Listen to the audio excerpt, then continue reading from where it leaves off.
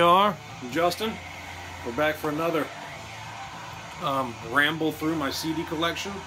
We're into the C's now. First, we are listening to Basat. Basat is a Polish black metal band. This is Triumph of Antichrist. Came out in 2007.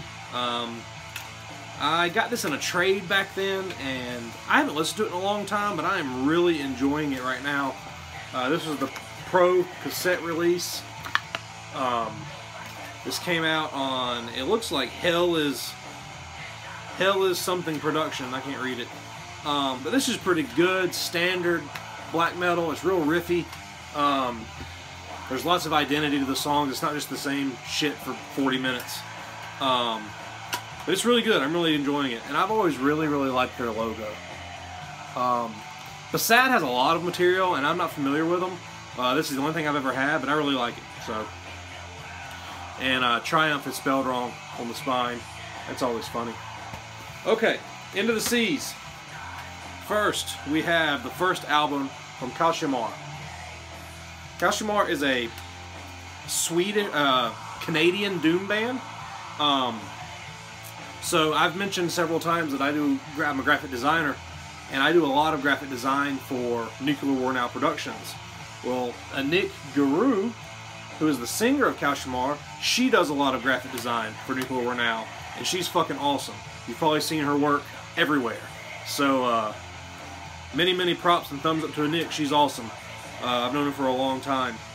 So this is their first record, and this is really gloomy, dreary, traditional doom. It's real dark. It's got this kind of mystique to it. Where she sings, so it's all female vocals. It's all clean vocals. Her and her husband do this band, and this is the only one. This is La Vierge Noire. This is their first record. They have 3 full-lengths now. I have them all on vinyl, but this is the only CD I have. But this is just really killer throwback traditional doom. Done really well.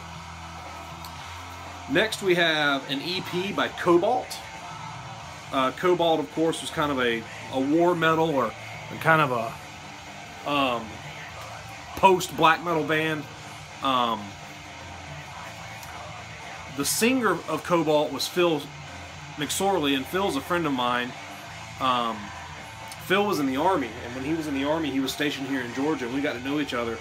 So he's a good buddy of mine. Of course, he has a black metal band called Recluse that is just fucking nasty. We'll talk about them eventually. But this is the only thing I own by Cobalt, and it's the only thing I know from them. It's called Landfill Breast Milk Beast. It's 3 songs. One of them, there's a cover on here. I can't remember who it's by. Nausea. There's a Nausea cover, and there's a really long like pyroelectronics track on this. I don't know how representative of Cobalt sound this is. They're one of those bands that they're black metal, but they're not black metal. They're just noisy and extreme. I saw them a few years ago. Phil wasn't in the band. He's not in the band anymore, and I saw them with a different lineup, and it's just not my thing.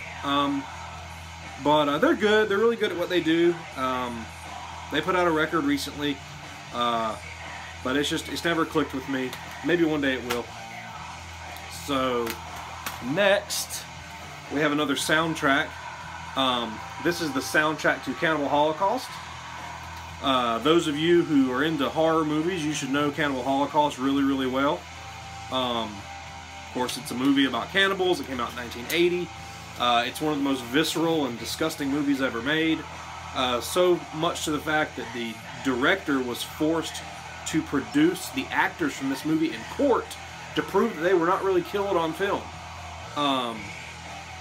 It holds up. It's really fucking gruesome, and unless you have a strong constitution, it's hard to watch in places. But the soundtrack to this is just incredible. When I first got into underground horror movies, I bought a bootleg of Cannibal Holocaust on VHS tape off of eBay. And, I mean, no cover, no case, just a black VHS tape with this movie on it. It was like something out of 8mm. And he threw in a CDR of the soundtrack. And it's like some acoustic guitar. It's real folky sounding. But it's got these really weird tribal parts to it that are just eerie. It's a really, really mysterious and eerie sounding soundtrack. And I bought this from Billy and Vanessa at Razorback. They were doing a con that I went to, a horror con. I picked this up from their table. It has since been released on vinyl. I've got a really nice vinyl edition of it. But one of my favorite soundtracks of all time. Next we have two CDs. Yeah, two CDs from Celestia. Celestia was a French black metal band. The first one, Apparitia Sumptuous Spectre. I bought this from Full Moon Productions back early, maybe 2001, 2002. Celestia play really grim, kind of necrotic, romantic black metal. I feel like that if black metal existed in the 1920s, it would have sounded like Celestia. They have a really, really distinct atmosphere to their music, a really distinct tone in the way they write songs and the way they play riffs. Really high-pitched shrieks in the vocals. I used to listen to this a lot when that came out. It was a blind buy. Full Moon kind of pumped it up and said, hey, this is the next big thing. It's very melancholy. Just a really grim, just morose record. I know I use those words a lot, but it's hard to. There's only so many words you can use to describe black metal, but I haven't taken my hyperbole pill today. But that one's good. The next one is a digipack, and I'm not going to try to pronounce that, but you can see it. This is an EP. Let me talk about how much I hate digipacks and plastic sleeves. So, this, Noctu is the guy in Celestia, and on this particular record, Malefic, Scott Connor from Zapster played on it. I'm not as familiar with this.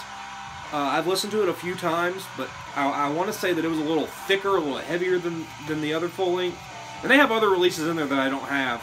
But I picked this up from Nuclear War Now one time. I was there at the Nuclear War Now headquarters, and I picked up a bunch of shit at one time, and I recognized the name, so I grabbed this.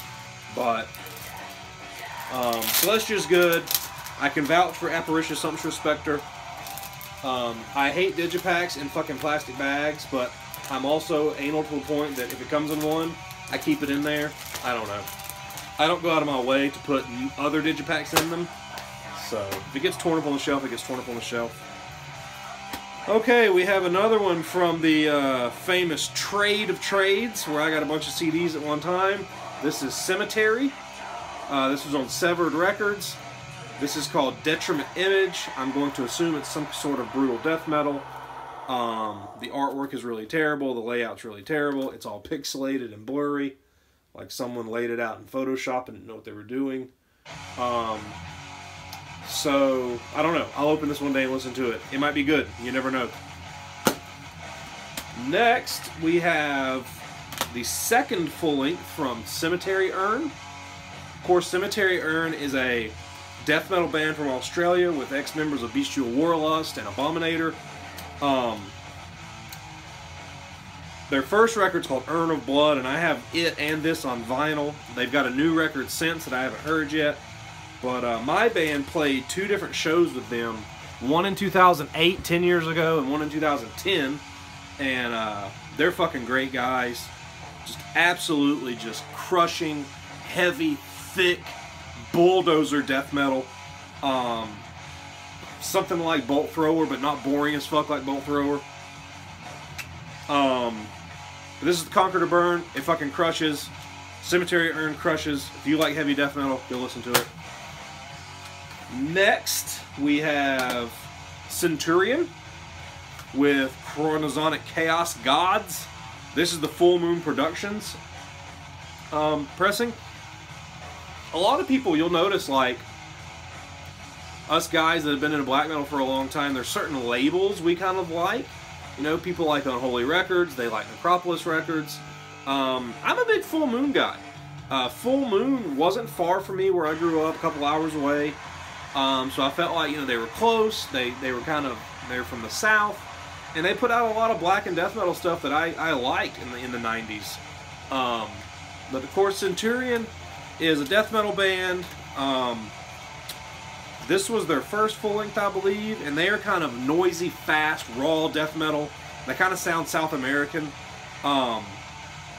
They are from the Netherlands or Holland, I think, if I can remember correctly. I always like this layout because it is painted in blood. This cover art is all human blood. And that's it's pretty neat, you know? But this is just violent, fucking speedy, stabby, kind of vitriolic death metal. I haven't listened to it in a long time. I need to throw it on. I don't know what else they've done since then. I'm sure I can't keep up with every band. I think this has been reissued not too recently, but I always enjoyed that one. Okay, I have mentioned several times that I really like brutal death metal, and one of the just absolute most killer brutal death metal bands is Cenotaph. Of course, you've got the Mexican Cenotaph, which members of the Chasm, and they play a more gloomy, kind of dismal incantation style death metal from the 90s. Cenotaph from Turkey plays just brutal, technical, gurgly, fucking super fucking brutal death metal. They're one of the best. I have Putrescent Infectious Rabidity, which is a full length, and then Voluptuously Puked Genitals, which I believe is a compilation. Yeah, this is a compilation of some EPs and stuff.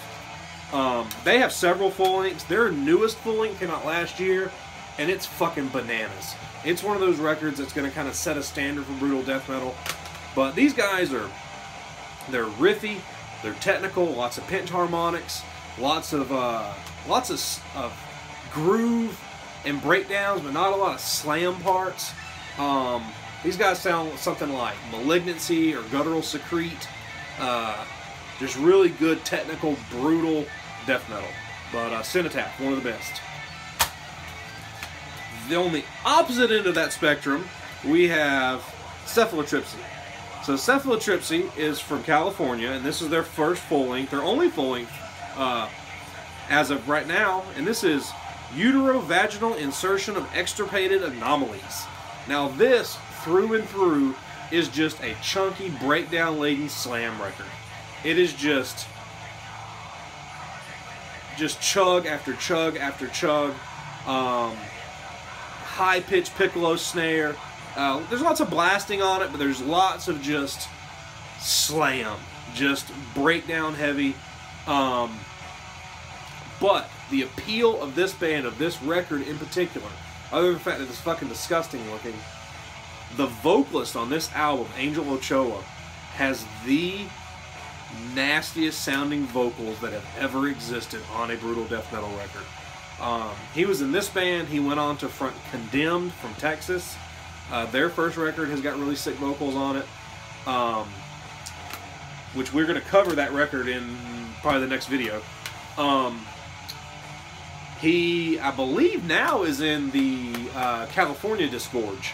But Cephalo Trip-C, this record came out on Amputated Vein Records out of Russia, and it is just pure fucking grossness. It is putrid sounding.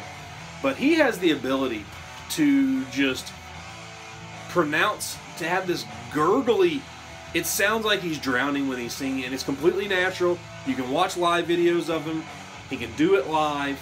I don't know how he does it. I don't know how he does it without fucking making himself puke. But Cephalo Trip-C, Uterovaginal Insertion of Extirpated Anomalies, is one of the sickest brutal death metal records you will ever hear.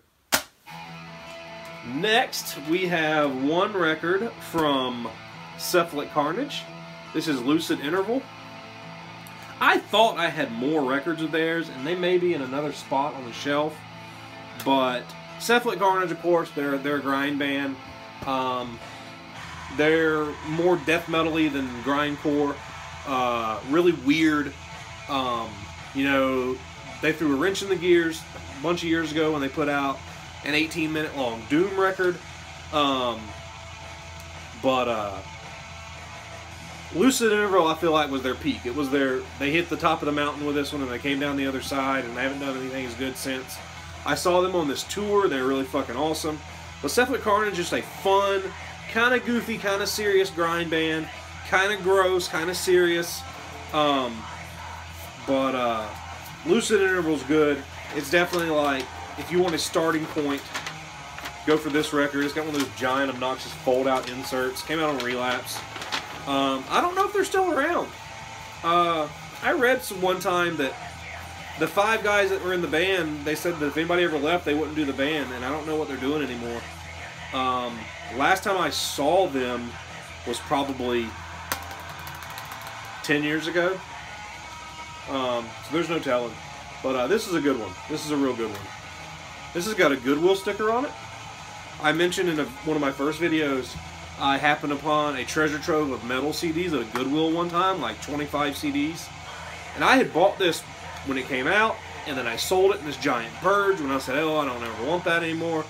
And then I got it back in that Goodwill treasure trove. So, glad I've got it again. Last, for this round, we have 2 more brutal death metal CDs. These are from Cephalic Impurity.